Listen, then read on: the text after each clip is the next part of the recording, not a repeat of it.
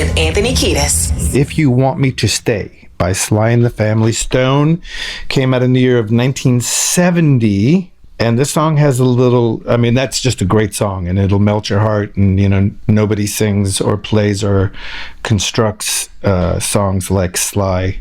And this song meant a lot to us before we ever thought about working with George Clinton.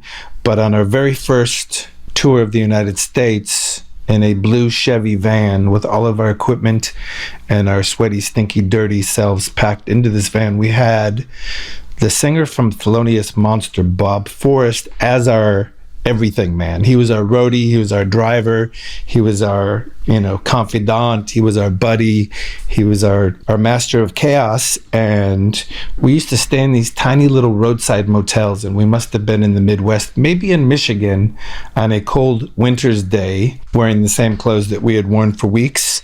And I had a boombox and a cassette tape with If You Want Me to Stay featured.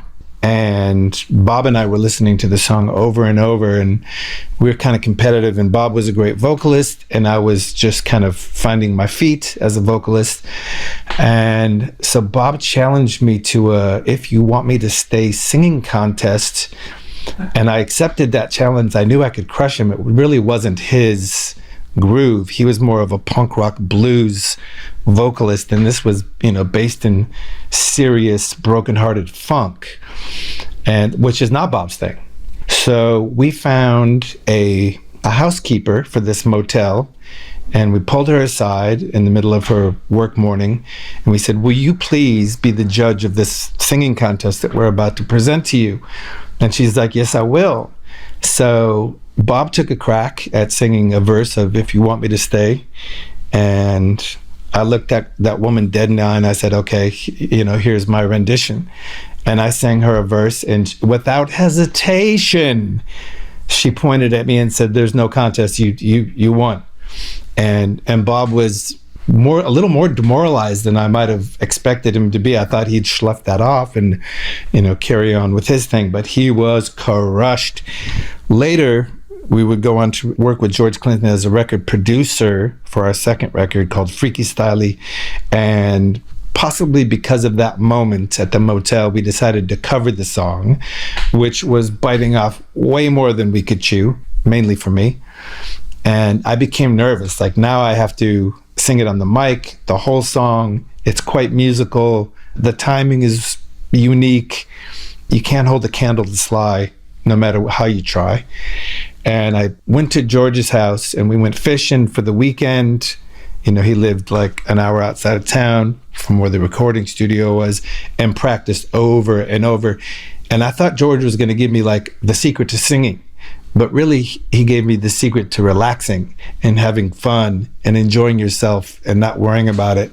Then we went and cut the track. And although, again, our version cannot compare to Sly and the Family Stone's version, there is something beautiful and unique in our version, which is the guitar stylings of Hillel Slovak, who's playing through a Leslie amplifier. So you have this whirling, swirling, lovely, organic sounding guitar noodling and doodling from Hillel. And that's quite beautiful. A song called Minor Threat by a band called Minor Threat. And if memory serves, this came out in 1981. Ian MacKaye, the singer and founder of Minor Threat, would go on to play in many bands, one of which was Fugazi.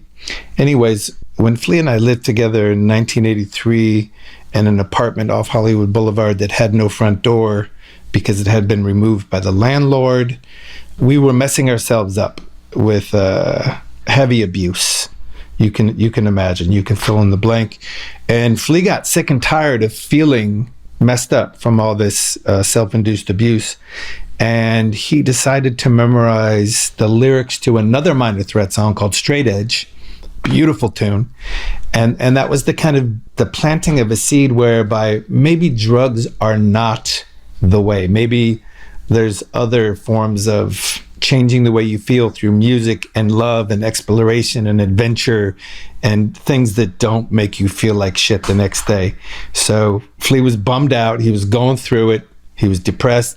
And he found Straight Edge by Minor Threat, and that kind of pumped him up to find a new way of life. It was the beginning, many false starts. But the song that I would like to play today is called Minor Threat.